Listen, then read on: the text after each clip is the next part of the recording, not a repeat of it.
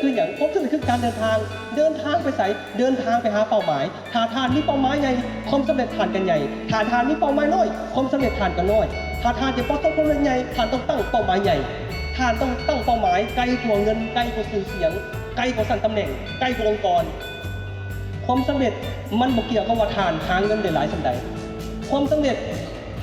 มันเกี่ยวกับว่าทานเฮ็ดในสิ่งที่แตกต่างเพื่อเปลี่ยนแปลงชีวิตของคนส่วนหลายต่างหากต่อมาคือกฎข้อที่2คือเฮาต้องค้นหาก่อนว่าเฮามักหยังเฮาหักหยังถ้าเฮาบ่ฮู้ว่าเฮาหักหยังเฮามักหยังเฮาจะบ่ประสบสำเร็จที่ยืนยงแม้นว่าความสำเร็จคือมีเป้าหมายถ้าทานไปถึงเป้าหมายทานประสบสำเร็จแต่ว่าในลักษณะที่ข้าพเจ้าบอกก็คือถ้าทานอยากประสบความสำเร็จแบบยืนยงทานต้องมี passion เป้าหมายของทานมันต้องเกี่ยวกับสิ่งที่ทานหักตัวอย่างง่ายๆถ้าทานบ่มักเขียนบ่มักอ่านนะและอยากเป็นนักเขียนมันเป็นไปได้บ่อาจจะเป็นไปได้แต่ว่าทานเขียนคนคือสิบ่อยากอ่านไปคือสิบ่ม่วนย้อนหยังเพราะทานบ่ได้มักหรือทานอาจจะก๊อปปี้คนอื่นมาก็มียังบ่ได้มักนั้นถ้าทานจะบ่สำเร็จทานต้องมักมันก่อนแต่ว่าบ่หมายความว่าไม่ได้เขียนปึ้มทานมักหยังก็แล้วแต่ที่ทานมักทานต้องเฮ็ดในสิ่งนั้นเป้าหมายต้องเกี่ยวข้องกันกับหมายความว่าทานต้องมี passion เป็นหยัง passion เป็นสิ่งที่เฮาหักเฮาหลงไหลเวลาเฮาเฮ็ดหยังแล้วเฮารู้สึกเมื่อยเฮาเฮ็ดหยังแล้วเฮาม่วนกับมันอันนั้นคือ passion เวลาเฮ็ดหยังแล้วคิดว่าเวลาผ่านไปไวอันนั้นมันคือ passion ทานต้องตามหาให้มันได้เป็นหยังต้องตามหา passion มีคำคมตัวหนึ่งข้าพเจ้าจื่อและข้าพเจ้ามักหลายคำคมตัวนี้แล้วบอกว่าจงเฮ็ดตามสิ่งที่ทานหักและหลังจากนั้นความสำเร็จจะตามมาเองหมายความว่าเวลาเฮ็ดหยังก็อย่าเฮาเฮ็ดในสิ่งที่เฮามักนะและสุดท้ายแล้วความสำเร็จมันจะตามมาหาเฮาเองอันนี้สำคัญเป็นกฎข้อนี้ข้าพเจ้าอยากให้บรรดาท่านลองไปเฮ็ดเบิ่งมีนักเขียนสตีฟชีโบนแล้วบอกว่า1ใน11ข้อที่คนรวยหรือประสบความสำเร็จนั้นเฮ็ดคือคนรวยเฮ็ดในสิ่งตัวเองหักส่วนคนธรรมดาหาเงินจากสิ่งตัวเองบ่มักคนรวยเฮ็ดในสิ่งตัวเองมักคนธรรมดาหาเงินจากสิ่งที่ตนเองบ่มักขอจะได้เงินเลยเฮ็ดอันนี้คือความแตกต่างและคนธรรมดาน่ะเบิ่งคนรวยว่าต้องเฮ็ดเวียกตลอดคือสิเมื่อยที่จริงแล้วยุทธศาสตร์ของคนรวยเขาเฮ็ดแบบนี้เขาบอกว่าเฮ็ดในสิ่งที่หักหลังจากนั้นซอกหารายได้จากมันก็หมายความว่าทานมักหยังทานเฮ็ดโลดบ่ต้องคิดถึงเงินเฮ็ดมันก่อนงานอดิเรกอย่างที่ทานเฮ็ดแล้วมีความสุขบ่ว่ากีฬาบ่ว่าการปลูกดอกไม้บ่ว่าการปลูกสวนดอกไม้บ่ว่าการเฮ็ดกิจกรรมบ่ว่าการลอยน้ำการแล่นทุกอย่างที่ทานดนตรีหยิบเครื่องออกแบบที่ทานเฮ็ดหยังก็แล้วแต่ที่ทานมักทานเฮ็ดมันหลังจากเฮ็ดมันเก่งแล้วหาเงินจากมันอันนั้นเป็นวิธีคนรวยเฮ็ดเนาะเฮ็ดในสิ่งที่มักหลังจากนั้นหาเงินจากมันข้าพเจ้าก็ใส่ยุทธศาสตร์ตัวนี้คือกันตอนเด็กๆเขียนปึ้มก็บ่มีเงินแต่หลังจากเขาเขียนไปหลายเล่มแล้วนะเงินมันก็คอยมาอย่าลืมเลยเขียนปึ้มมีเงินแต่ใส่บ่แห้งเด้อใครว่าใส่แห้งข้าพเจ้าน้ำหนักขึ้นซ้ำนี่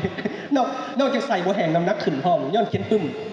น้ำหนักขึ้นแต่บางคนว่าเขียนปึ้มใส่แห้งจะน้ำหนักขึ้นกูมื้อนี้ใส่บ่แห้งนั้นอันนี้สำคัญหลายสตีฟจ็อบส์ก็ใส่ยุทธศาสตร์เดียวกันสตีฟจ็อบส์ใส่ยุทธศาสตร์ตัวนี้คือกันแล้วบอกว่ามีเพียงสิ่งเดียวจะเฮ็ดให้เฮ็ดเรื่องที่ยิ่งใหญ่คือจงหักในสิ่งที่เฮ็ดอันนี้สำคัญหลายนะส่วนหลายคนแต่ละคนเวลาไปฟังข้าพเจ้าจะได้เห็นสไลด์เท่านี้เนาะของมัสโลมื้อนี้ขอโทษนะเอามาอีกถ้าว่าเว้าถึงความสำเร็จเรื่องชีวิตนะข้าพเจ้าจะเอาสไลด์ของมัสโลขึ้นมาตลอดเนาะทฤษฎีของมัสโลนี่แม่นถือกับชีวิตของคนเฮาข้าพเจ้าถ้าเว้าถึงความสำเร็จข้าพเจ้าต้องเว้าตัวนี้ถ้าเว้าถึงชีวิตข้าพเจ้าก็เว้านี่หมายความว่ามัสโลหันเราคิดค้นทฤษฎีออกมาน่ะหลายกว่า400ทฤษฎีแต่ว่าทฤษฎีที่ยังอยู่กับเราในโลกนี้หั่นน่ะหลังจากที่เราเสียชีวิตไปแล้วน่ะยังเหลือแต่ทฤษฎีมัสโลก็หมายความว่าคนเฮาต้องการอยู่5ระดับมนุษย์เฮาต้องการหยังถึงบิดขั้นตอนที่1มนุษย์เฮาต้องการหยังต้องการปัจจัย4หมายความว่าคนเฮาต้องการอาหารการกินเครื่องนึ่งห่มต้องการมีเงินอยู่ ต้องการมีรถขี่คนเฮาต้องการปัจจัยสี่ก่อน แต่หลังจากได้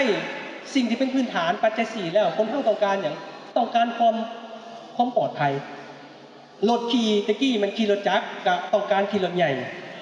ปัจจุบันนี้ขี่รถใหญ่รถจีนก็ต้องขี่รถเกาหลีถ้ามีรถเกาหลีก็ต้องขี่รถญี่ปุ่นแม่นบ่มันปลอดภัยกว่าตะกี้บ่มีประกันภัยเฮ็ดประกันภัยบ่มีประกันชีวิตเฮ็ดประกันชีวิตต้องการหยังความปลอดภัยที่จริงแล้วคือออกลูกนะคนย่านเนาะต้นพ่อแม่เฮาเนี่ยออกอยู่บ้านก็ได้แม่นบ่คุมื้อนี้แม่นบ่ได้ต้องแม่นอุดรปลอดภัยคนเฮาต้องการขั้นที่2พอบ่พอคนเฮาต้องการหลังจากมีปัจจัย4แล้วหลังจากขึ้นมาความปลอดภัยคนเฮาต้องการหยังขั้นที่3ต้องการเข้าสังคมคนส่วนใหญ่เฮ็ดหยังต้องเฮ็ดนำตะกี้บ่มีรถวีโก้ขี่ข่อยต้องขายดินย้อนหยังตะกี้นี่ไปงานดองนี่ขี่รถน้ำหมู่ว่าให้ข่อยขายดินซื้อขี่เองไปงานดองเข้าสังคมมีหน้ามีตาคนเฮาจะเข้าสังคมแม่นบ่หลายคนตะกี้บ่ได้เข้าสังคมปัจจุบันเริ่มเข้าสังคมย้อนหยังอยากให้คนอื่นยอมรับแล้วจะเข้าสังคมแม่นคนเฮาต้องการที่สุดแม่นหยังขั้นที่4ก็คืออยากให้สังคมยอมรับอยากให้สังคมนับถืออยากมีหน้ามีตาและสุดท้ายมาเป็นขั้นตอนที่5ก็คือเฮ็ดในสิ่งที่ท่านอยากเฮ็ดแต่ว่าก่อนมัสโลเราจะตายเราสารภาพว่าทฤษฎีตัวนี้น่ะมันผิดทฤษฎีตัวมันผิดบ่ถือเฉพาะคนที่ประสบความสำเร็จที่ยิ่งใหญ่แล้วบอกว่าคนที่ประสบความสำเร็จที่ยิ่งใหญ่แม่นทฤษฎีต้องปิ้นกลับหมายความต้องกลับหัวกลับหาง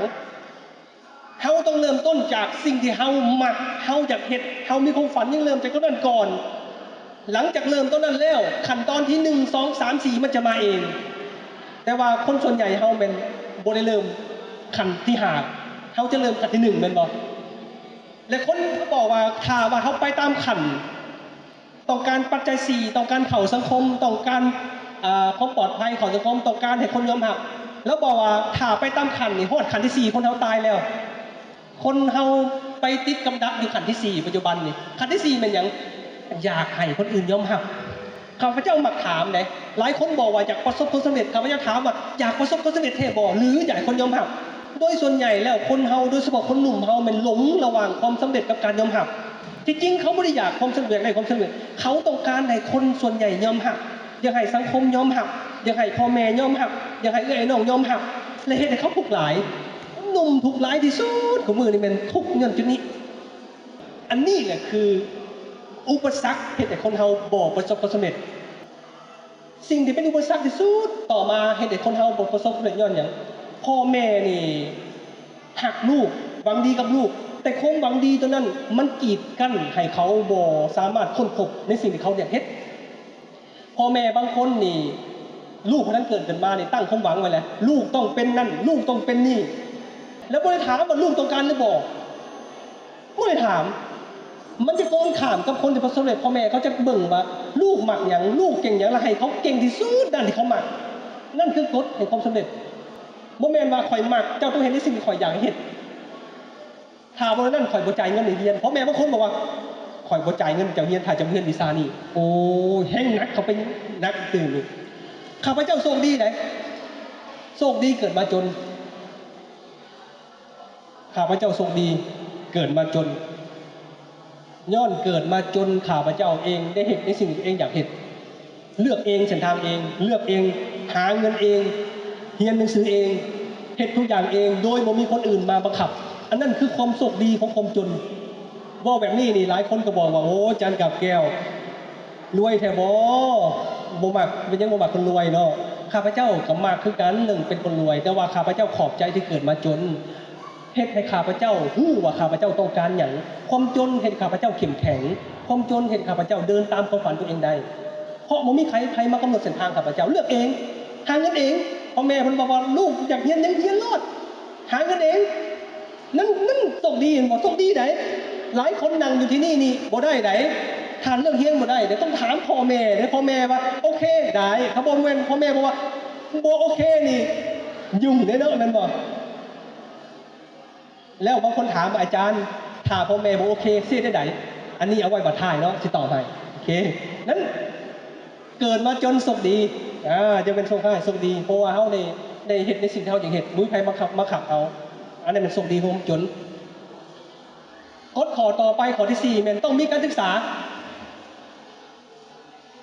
เขาว่าอยากประสบความสำเร็จในชีวิตนะนอกจากมีเป้าหมายแล้วมีจุดมุ่งหมายแล้วรู้ว่าตัวเองมักยังแล้วต้องมีการศึกษาที่ดีเพราะว่าการศึกษาเขาบอกว่าการศึกษานี่เฮ็ดให้คนเฮาประสบความสำเร็จมีการสำรวจมาอยู่ประเทศอเมริกาเขาบอกว่าคนที่มีการศึกษาสูงน่ะรายได้จะสูงมีการศึกษาสูงรายได้จะสูงตามมานะบางคนสงสัยบางคนบอกว่าข่อยจบด็อกเตอร์นะรายได้คือยังบ่สูงอยู่ บางคนว่าจบด็อกเตอร์คือบ่ทันสูงอยู่ต่างประเทศหมายความว่าการศึกษาสูงรายได้จะสูงตามมาเขาสำรวจแต่อยู่บ้านเฮาข้าพเจ้าก็เชื่อถ้าทานเรียนสูงเท่าใดนะรายได้หรือโอกาสจะหลายคนอื่นแต่บ่หมายความว่าทานขอโทษเด้อถ้าเว้าถึงด็อกเตอร์บ่แม่นว่าทานจบปริญญาเอกมาแล้วนอนอยู่เฮือนเนาะแบบนี้โดยบ่เฮ็ดหยังนะบอกว่าโอกาสถ้าเจ้าใจคอยเรียกให้ต้องเงินก่อนเนี่ยต้องเงินก่อนมันเนี่ยนะข้าพเจ้าคิดว่าคือสิรายได้บ่สูงคือสิบ่ประสบความสำเร็จนอกจากมีการศึกษาแล้วก็ต้องมีอย่างอื่นนำแม่นบ่ต้องเฮ็ดต้องสร้างโอกาสนำได้บ่หมายความว่า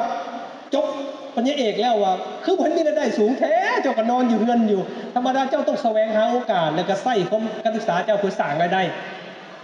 โดยส่วนใหญ่แล้วเขาวิจัยออกมาเป็นการศึกษาสูงรายรับจะสูงและเขาบอกว่า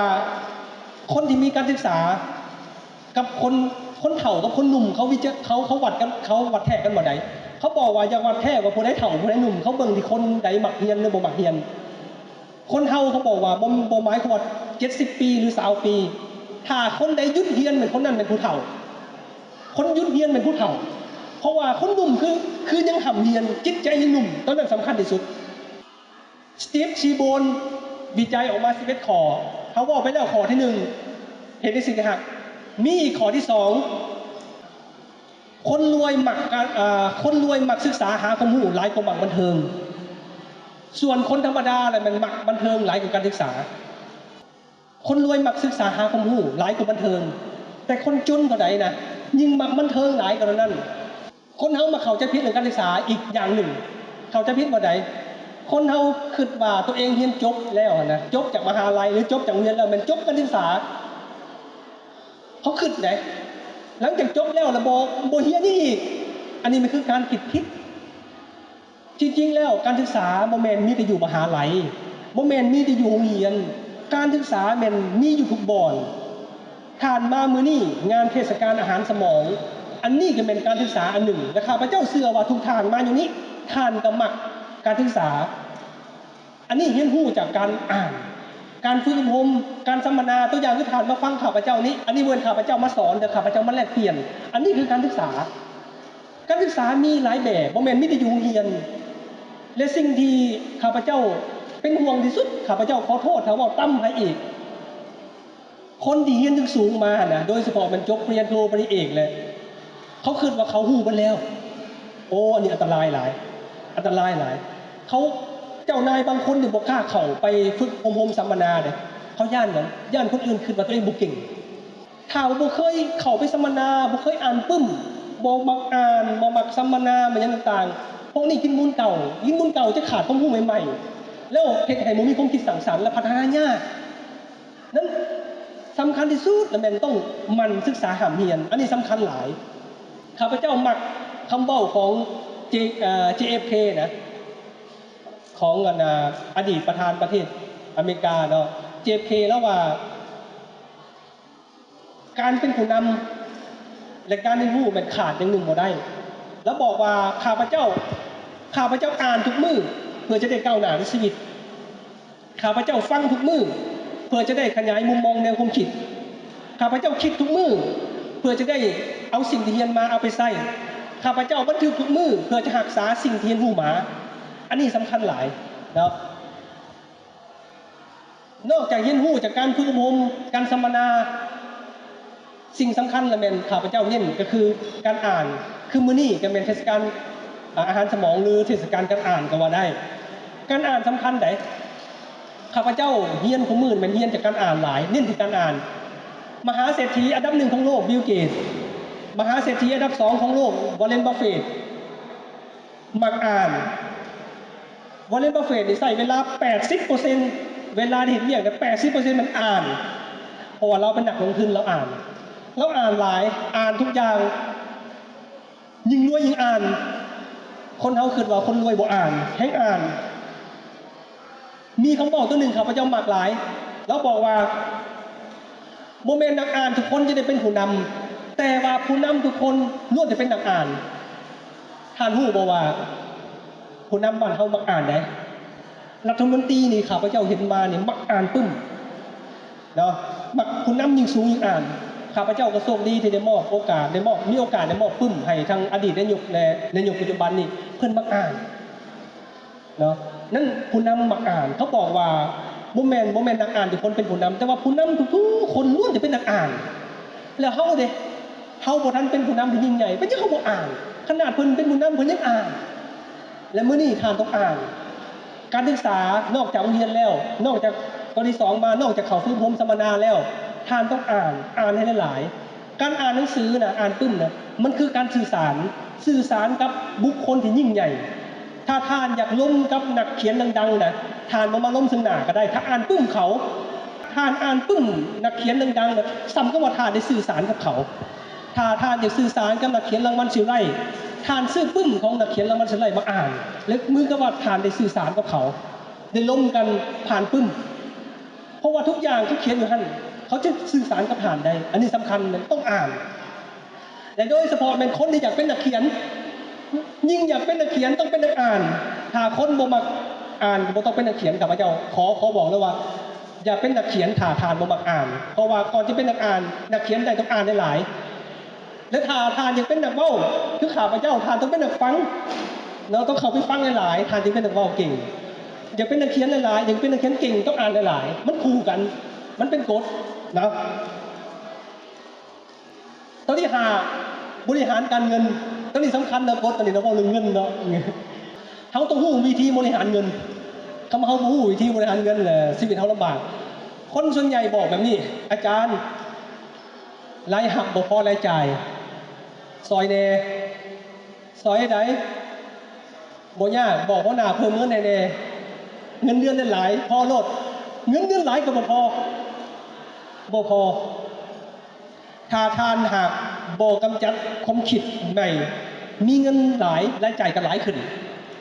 การบริหารเงินน่ะ1เขาบอกว่าข้อที่1ก็คือทานต้องจดรายจ่ายไปซื้อหยังมาเนี่ยอย่าลืมสรุปคืนแน่เบิ่งว่าเฮาจ่ายยังหลายกว่าหมู่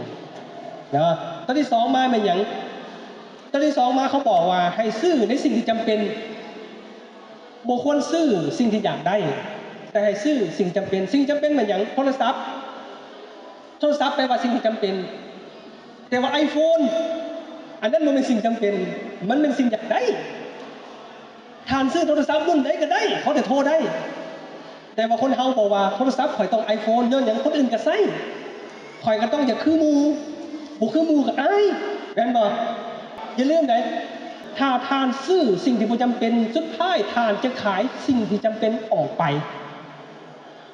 ถ้าเฮาบ่จำกัดว่าซื้อทุกอย่างอะนะเฮาสุดท้ายเฮาได้ขายสิ่งที่จำเป็นที่สุดออกไปนั้นต้องระวังสุดเวลาเฮาสิซื้อหยังซื้อในสิ่งจำเป็นบ่แม่นว่าซื้ออยากได้ซื้อสิ่งที่จำเป็นอันนั้นวิธีบริหารเงินมีสูตรข้าพเจ้ามีสูตรบริหารเงินให้สูตรตัวนี้เป็นสูตรของวอร์เรนบัฟเฟตต์เป็นมหาเศรษฐีอันดับ2ของโลกเรามีสูตรแล้วบอกว่าเฮาต้องรู้จักวิธีบริหารเงินถ้าบ่นั้นแล้วเฮาบ่สามารถที่จะมีเงินได้สูตรเก่าสูตรบริหารเงินตัวเก่าเป็นหยังรายหักลบรายจ่ายฝากเข้าธนาคารแม่นบ่สูตรเก่าเฮาหมายความว่าสมมุติว่าเงินเดือน1ล้านใช้จ่ายเท่าใดบ้านเหลือเท่าใดเอาเข้าธนาคารแต่สุดท้ายมันบ่เหลือสุดท้ายบ่พอนั้นวิธีบริหารการเงินแบบใหม่ก็หมายความว่า ทานต้องมีรายหักก่อนหลังจากนั้นแล้วเงินเดือนออกมาปั๊บเอาเข้าธนาคารก่อนเหลือเท่าไหร่แล้วจึงค่อยใช้จ่ายแล้วบอกว่าใช้จ่ายเงินเหลือจากเงินเอาเงินเข้าธนาคารก่อนและใช้จ่ายก็หมายความว่าใช้จ่ายเหลือจากเอาเข้าธนาคารจากถอนเงินเพราะว่าการบริหารการเงินดีๆ1ควบคุมรายจ่าย2ทานต้องถอนเงินสิ่งสำคัญหมายความว่าเงินเดือนหลายหรือหน่อยสิ่งสำคัญมันทานมีเงินเหลือหลายหรือหน่อยทานต้องรักษาเงินเหลือหลายหรือหน่อยตัวนี้สำคัญกว่าแล้วตัวที่3สิ่งสำคัญในการบริหารเงินตัวที่3เป็นอย่างตัวที่3ก็คือต้องลงทุนมหาเศรษฐีอันดับ2ของโลกบอกว่าถ้าคนใดมีเงินมีรายได้จาก2ทางเดียวนะชีวิตนี้มันทุกข์แน่นอนถ้าทานมี2 ทางนะทานจะรู้สึกว่าตัวเองมั่นคงอย่าเฮ็ดให้ชีวิตมีรายได้2ทางเดียวต้องมี2ทาง